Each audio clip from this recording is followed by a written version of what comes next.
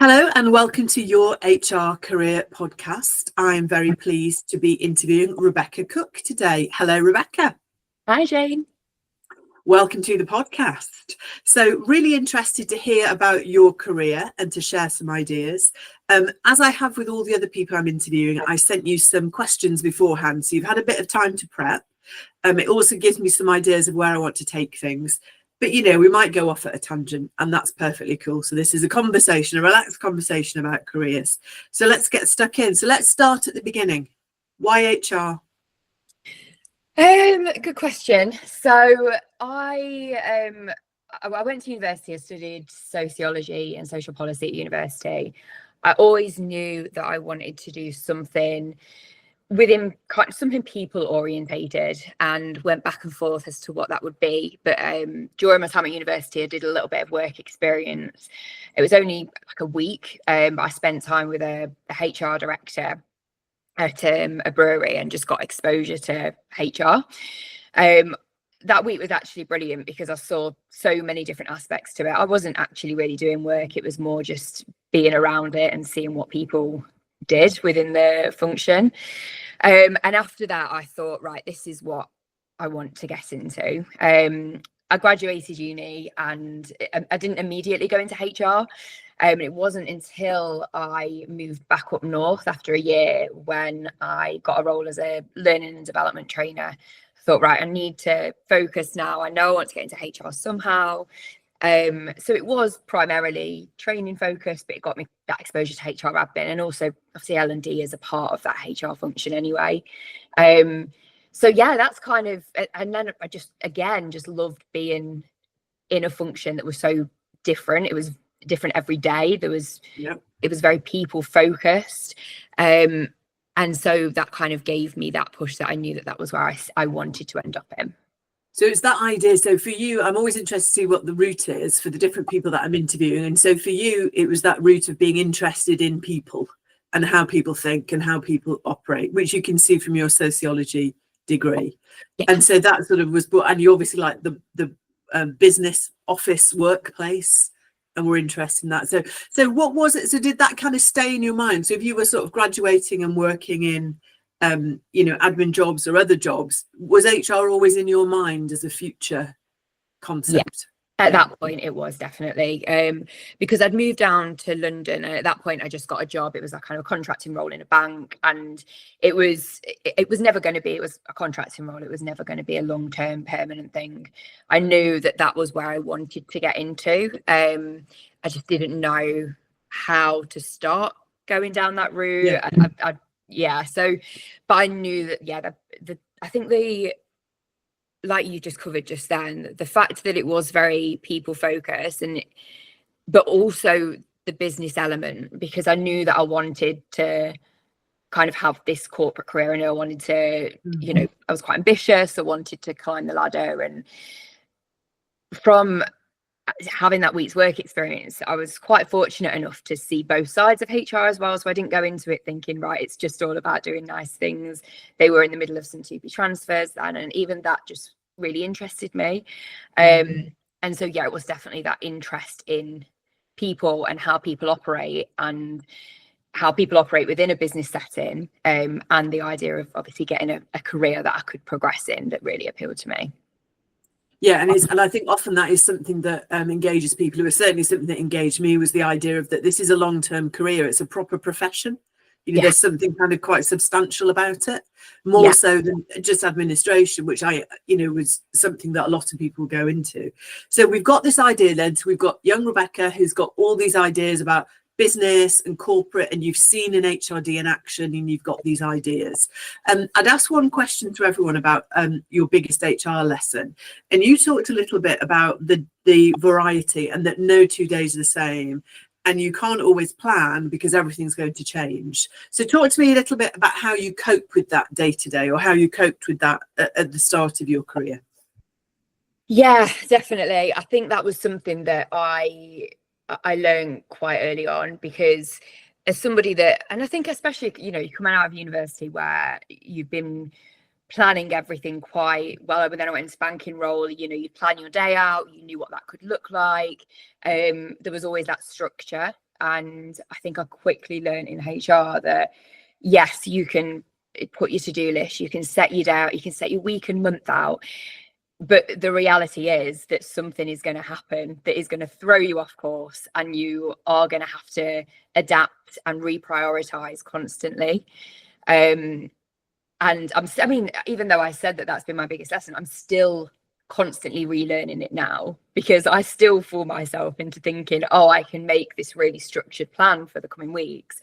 And yes, I'll endeavour to stay within that, but let's be honest, it's hard when you're thrown with things from both angles as well, because you've got the business and what the business demands and any changes that are happening from a commercial or an operational perspective, and then you've also got the day-to-day of things people are struggling with from an employee level, and different issues that come up there, and grievances, and there's just no way to plan around that. So yeah, it's definitely been a lesson in just reprioritizing and being okay with the fact that your to-do list doesn't get complete every day, because in order does that get easier, that thought? I think it gets a little bit easier, but I mean, don't get me wrong, I still, there's still some days where you just feel like you're fighting fires, and then you look at your list, you're like, I feel like I've done nothing today. I mean, I have been busy, but yeah, it gets easier because it's part of the job. But you kind of just have to come to terms with the fact that you're never going to be able to get everything ticked off. There's things on my list that have been on the list for weeks now, and they just keep rotating. Exactly. I think it is one of the big challenges of HR, because I think HR often attracts people who are very orderly and very structured. I'm guessing you're quite a structured person in your personal life as well, quite organized, quite tidy. Yes. Yeah, I'm looking at Rebecca's lovely backdrop at the moment, and it's immaculate. I mean, it's gorgeous. So, and I think often HR does attract people who are orderly and tidy-minded, who are structured, systematic. And then we're thrown into this realm, which is whatever comes up, as you say, priorities thrown aside, and you can lose a whole week, can't you? If a big ER issue blows up, because people are unpredictable. And I think it's a real tension within the HR role, isn't it, that you want to be planned, and part of your job is to drive strategy and design strategy and make it happen, but by the same token you're expected to respond to whatever madness appears at your door any moment, so I think it was a challenge. I actually think that probably makes me even more organized out of work, because I feel that need to control something outside of work. I'm like, if I can't do it in work, I'm going to make sure everything is perfect at home. My children would definitely agree that is the case in our house. Control. But I think it is. That's really interesting to me to hear you say that gets easier. And part of sort of the stuff I'm talking about on these podcasts as well is to sort of inspire and give people ideas as they develop in their careers. And I think that's a really reassuring thought for people to say, do you know what, I struggle with that too. That's something that doesn't go away, but we can navigate it, don't we? As best we can. Really good. Brilliant. So I asked as well, everybody what their power move was. And you talked a little bit about when you got into a role where you'd finished your CIPD, you started growing your team, things felt like they were coming together. So tell us about that from sort of your career perspective, how that felt when you got to that point. Yeah, so that role, I mean, I really feel quite fortunate to have got that role to begin with, and it was a great opportunity because I was in this standalone position. I was able to kind of mold this HR department and build it from the ground up, and then but it was only about halfway through that I actually did my CIPD, and I think in my mind, even though I was confident, I had a good network around me, and I was confident in what I was doing, and I was seeing success in what I was doing, I think that was always that kind of, I suppose, imposter syndrome. And to me, it was that thing not having it. I was in quite a senior role and I didn't have my CIPD, and I think I felt like that was just something that was almost, I felt like it was holding me back. In reality, it wasn't holding me back, because I was in this great role. I was and it really was a fantastic position to be in, and I was able to take the reins and, you know, put in place strategy and all of these great things. But in the back of my mind, it was always, I don't have my CIPD. So I think doing that and completing it, and then, and at the same time, I suppose building my team was happening at the same time as that. But it just gave me that confidence. I think even doing my CIPD, to be honest, I just realizing how much I think I knew without having even studied it, I started to gain that confidence in who I was and what I was doing. So once that was completed, I finally felt that a bit of that imposter syndrome fell away that I definitely had before. So has anybody ever asked for your certificate? No. I always think that's funny, because often people say, oh, I absolutely need it. I'm like, do you though? Do you think you genuinely learnt things through the course? In all honesty, not a lot. I don't think you learn anything that you can't learn through doing the job or through researching or through, you know, speaking with people in your network. Yeah.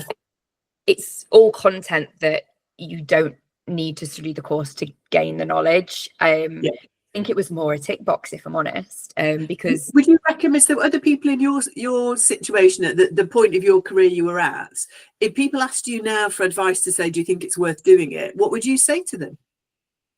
It's a tough one, because I do still think that it gives you more opportunity. There's still a lot of companies that put on their job specs that they require CIPD.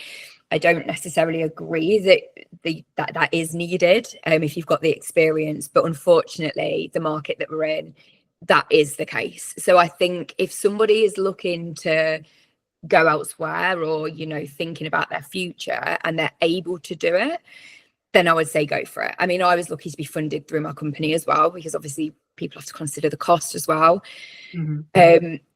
And so, and also that's another thing, if you are in a company that you see yourself long term, and, you know, it's worth asking them if there is that option too. If, however, you know, you see yourself staying where you are and you're just doing it for a tick box, I mean, I don't think you need it. It just gives you options, and I think that's the main thing. It does just give you those options. Ooh, interesting, good. You also spoke in your notes about the idea of getting skills in roles that aren't HR. And I was really delighted to see you talking about sales. I've always banged the drum to say that HR is basically a sales function. 100%. People always think I'm a bit of a lunatic. So I'm loving the fact that you put that. So talk to us about that. How do you think sales is relevant to HR? But because you're constantly having to influence anything that you come up with, any idea, any, you know, strategy that you're looking to implement, you need to get the buy-in from people for it to work. You have to get the buy-in from people at all different levels of an organization. I've made the mistake before of just getting senior buy-in and not thinking of people at a, you know, more junior level. But it's important that you're able to influence, get buy-in. And to do that, you do need to have those sales skills. I'm not saying you have to have done a sales job, but I think something that people don't talk about within HR enough is the fact that you are having to sell it. It's much more commercial role as well than I think people assume it is. But I think sales is a key skill that is needed. If you're going to win people over and implement what you want to implement and do it successfully, then I think you've got to have that ability to sell. Yeah, totally. And some of us will have that quite naturally. I've interviewed a few HR people who came from a recruitment background, and I think that has a real alignment to it with the sales side. And then others of us are persuasive beings, aren't we? We're quite good at selling and persuading and talking. You know, it is one of the skills in your toolkit, isn't it? Exactly. And I do think that there's a lot of people that I know that work in HR that would never think of themselves as salespeople, but I can say that they definitely have them skills. I think people just don't necessarily recognize that that's what they're doing. But like you said, it's that persuasion, it's that influence. Positioning things differently, or some changing mindset, or because in an ER case, that's what you're doing, isn't it? You're kind of showing another side and trying to persuade people. Yeah, exactly. Definitely agree. Definitely. Excellent. So tell me then, thinking about part of the podcast really is for people as well starting out in their careers to get some ideas of what kind of things other people have done, but what they should be thinking about. So tell me, in terms of your career, have you planned it? Have you had goals? Have you had objectives? How has it come together? No, I haven't really planned it, if I'm honest. And I think if I was to kind of give advice to people, is that you don't have to follow. I know that I spoke earlier about wanting that kind of career path and wanting to get into HR, but things don't have to be linear. That I think we're sold to by kind of universities or society, that you have to get into a role and you progress in that company and then you move forward. But my career did not start out that way. I did that learning and development role, but then I went into selling gym memberships for about a month randomly, and then worked in recruitment for 4 years or so, and then went back into HR. So Yeah. I definitely, my goal was purely to get into HR. I knew that was what I was going to do.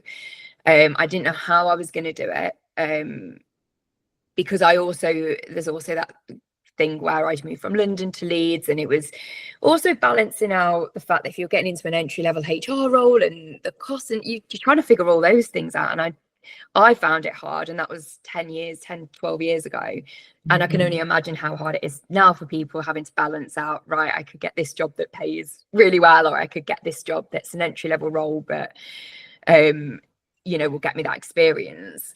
And what I've done throughout my career, and the thing that I don't regret at all, is just following what felt right at that point, knowing where I wanted to end up, and trusting that if I kept a focus there, that at some point I would get there. It didn't matter the steps I had to take to get there, or not had to take, but it didn't matter if I veered off from that. I always took on board that I was gaining experience I of what industry or role it was in. I knew in some way it would serve me in the future, and it did. It paid off. So again, it's that planning but being flexible, isn't it? That similar sort of vibe. Yeah. And so what if you're you will have recruited people into your teams, worked alongside other people. What do you think makes a really good HR person? I think it does come back to the skill set of when I say people skills, I don't mean just being able to be nice with people, because I think that's a misconception about HR, that we're all just kind of people pleasers that just want an easy life and just want everyone to be happy. Yes, we want people to be happy, but I think when I'm referring to people skills, I think I'm talking more about the ability to influence that we've just spoken about. Someone that's confident in communicating at different levels. So someone that's a really strong communicator is something that I would look for. Is that something that I think is key in the role? Because you are having to speak, you do need to hold your own. As a woman in HR as well, you're often having to hold your own in rooms of mainly men. And so I do think having that confidence in what you're saying and being able to hold conversations is a key skill set. I think a lot of the day-to-day in HR, the actual role, can be taught, but I think the skills they're the things that I would look for interviewing people. It's the ability to hold those conversations. I mean, the ability also to be a people person without being a gossip. Yeah, there's a line there. That's interesting. Yeah, how so? And I think sometimes that's something that people can fall foul of early in their careers. That are you saying the right things to the right people? And how would you advise people to navigate that? It's tough. Don't get me wrong. It is tough, because especially when you're starting out in your career and you might be wanting to make friends in the business, it can definitely be tough to find that line, because it does often mean that you're having to put boundaries in place with friendships, and that is the hard thing, and I don't think there's any easy way around that.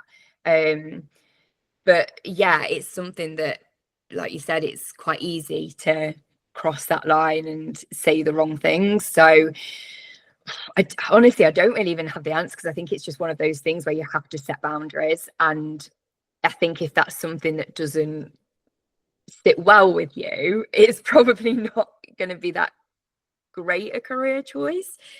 I do think what helps is when you're in a HR team, though, when you have got other people, because naturally what I've noticed, I'm not sure if you'll agree, but you have to hold those boundaries. But often the people that are in HR are also quite inquisitive, curious people that are interested in the goings on. So I think if you're in a team, at least there's a safer space to. You have a little vent, don't you? You can have a behind the scenes vent. Yeah, they talk about gallows humor, don't they? And I think HR people together can sort of have a freer rein on that. But I think it is a hard balance, and I would guess that most of us have probably got the balance wrong at some point and learned from that. I certainly have. I can think a number of times when I've misjudged it. And it is, I always think HR is quite a political type of role, because you've got to be all things to all people, but you also have to be clear about what you're there for. Yeah. And it can be a little bit like you're a double agent at times. There is that sort of feeling about it, isn't there? 100%. And people, the way everybody sees you, the perception of you is different from different angles. And absolutely, 100%. It's very political, and you are trying to serve the business and do what's right for the business, but you're also you've got kind of the ethical and moral stance of the role, and having to bear in mind duty of care, and then at the same time you're a human yourself, and so and that's and it's something that I've explored with a few people on these chats about. I think businesses are more comfortable now with people being more themselves and showing weakness and saying, do you know what, I don't know the answer to that, but let me go and research it and I'll come back to you. That idea of allowing you to be fallible, to say, actually, I don't know the answer. I think that's relatively new in the HR role. But I think more of that, because it's that humanity, isn't it? We're all at the organisation to perform a particular role, aren't we? Exactly. We're and not perfect. I agree with that as well. I think when I started out in my career, I definitely felt like I had to have every answer at every point. And I was in quite a senior role quite quickly, and I felt at that point like I've got to have all the answers. I can't possibly not. But then the longer I've been in HR, the more I've realized that you're never going to have all the answers, especially because employment law is constantly changing. The regulations are never the same. So you do just have to be comfortable saying, look, I'll get back to you on this. Let me just look into it. That's definitely been the lesson for me. It's something that I've become better at, I think. I think sometimes also it leads you to a better decision, because you take a bit more time to reflect, don't you, and perhaps think about the angles. So, but I think I agree. I think it's something that it links with imposter syndrome, doesn't it? In the early stages of career, we feel like we have to have the answers, and I think that does lessen with time. Fantastic. Well, we only have time for one last question, so let me ask you, where are you now and what is next for you? So I'm currently head of HR at an advertising agency called Live and Breathe, which has been great. I've been here just over a year now. It's great because it's a new industry for me. I've not been in advertising before, so it's learning a completely different culture, different ways of working. Obviously, everything they do is totally different. It's a creative environment, which is really exciting. So it's been brilliant having that change. And in terms of what's next, I suppose a bit towards what I was saying earlier, I don't really ever have too much of a plan ahead. I kind of take it as it comes, and I'm enjoying where I am. Who knows what's next? But you probably still feel a bit like the new girl where you are. So it's probably a difficult question, but see what comes your way. Fantastic. Thank you so much for your time today, Rebecca. It's been really, really interesting. And I'm sure there are lots of really useful takeaways for people listening and thinking about how you approach HR, and also what makes a good HR person. I'm going to be pondering that notion. So thank you so much for your time. Thank you everybody. Thank you everybody for listening. You can hear the this episode and all the other episodes in the series on my Substack page. And if you would like some early access or behind the scenes content, do please sign up to my newsletter. Thanks for listening.